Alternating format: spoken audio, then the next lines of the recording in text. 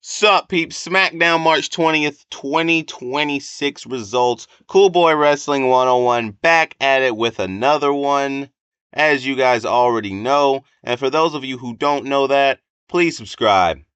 We'll get into it all next.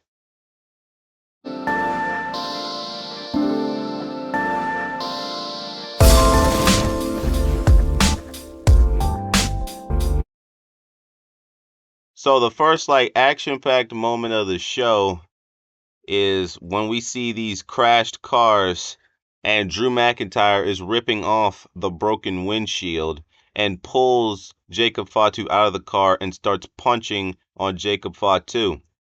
They pull Drew McIntyre away and Jacob Fatu is just laying there. Drew McIntyre makes his way out to the ring and he gets on the mic and then he is confronted a few moments later by Nick Aldis. But guess who shows back up? Yes, Jacob Fatu comes back. You know it's hard to keep Jacob down. He starts bringing the fight to Drew McIntyre. Now the brawl is in the arena. Yes. Then he sets up Drew McIntyre on the announce table and crashes through the announce table. Yes. So Jacob Fatu wasn't kept down even for a second, really.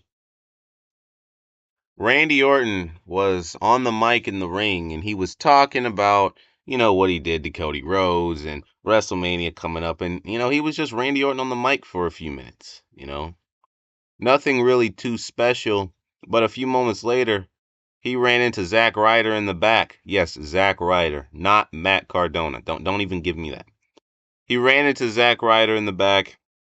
He had some words for Randy Orton. Randy Orton winds up punching Zack Ryder in the face and walking off. He's that old Randy Orton, that 2020, 2021 Randy Orton that was destroying someone new every week. It looks like we're seeing that again. Sami Zayn goes one-on-one against Aleister Black. I kind of consider Sami Zayn a part of the Randy Orton storyline. Sami Zayn... Well, actually, let's rewind. Earlier in the night, Sami Zayn was talking about the whole thing, how Randy Orton attacked Cody Rhodes. And he said that Cody, does, so many things right and then still gets messed up by Randy Orton. And Sami said that he feels similar about himself. Sami said he feels like he does things right, but like it doesn't really, you know what I'm saying? Like he still stays in the same space. Are they still leading towards that heel turn on Sami? Or was that, that question of the heel turn for those weeks just a distraction so we wouldn't expect Randy's heel turn? I don't know. But Sami might still be in position. But anyway, fast forwarding, Sami Zayn versus Aleister Black.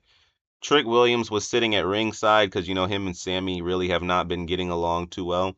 Sami Zayn versus Aleister Black was a traditional match for the most part, but midway through, Sami Zayn pushed Trick Williams off the announce table. He was kicked back on the announce table. He pushed his legs off the announce table.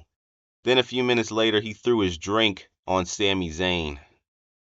Then after that, Sami lost it and punched Trick Williams and started punching him more and more on the ground. The referee, he wasn't counting out Sami yet, but he was kind of, getting close in the count. So Sami hurried back in the ring. As soon as he got back in the ring, Aleister Black.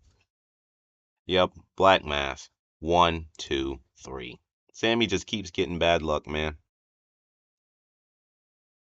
R-Truth and Damian Priest were going up against Solo and his group, the MFTs, for the tag team titles, and they actually won the tag team titles after R-Truth hit an AA on JC Mateo and was able to get the 1, 2, 3, winning the tag team titles. This led to a conversation later in the back with Solo and the rest of the group. And Tama Tonga told Solo that he needs to give the lantern back to the Wyatts. He said Solo's changing. He said Solo is starting to remind him of Roman. But this whole conversation, maybe the storyline's going to get better because, Solo Sikoa, man, he was like one of the main storylines on SmackDown, but, he's really kind of like faded out, man. It's not that entertaining anymore, but maybe that's about to change. But this conversation got interrupted because Jacob Fatu and Drew McIntyre started brawling more. Once again, man. This, like, they're just brawling just all through the night. Randy Orton acting up all through the night. Speaking of, he got stopped by Jelly Roll, and he was saying that Jelly Roll was just saying that he just doesn't agree with what Randy is doing lately. He's just trying to, he's trying to talk to his friend. He's checking on his friend, making sure he's okay. He doesn't agree with what he's doing.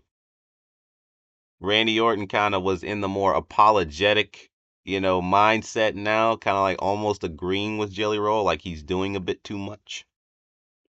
And you guys will see where this goes. Randy Orton is on the phone with someone. We don't know who it is. He was also on the phone with someone on Raw, and we don't know who that was either, but this is his second time being on the phone with someone. And a few minutes later, he walked out to the ring. He says he wants to apologize to Zack Ryder. So Zack Ryder makes it out there, and Randy Orton does apologize. But a few moments later, hits a low blow, followed by an RKO. You cannot trust Randy Orton, man.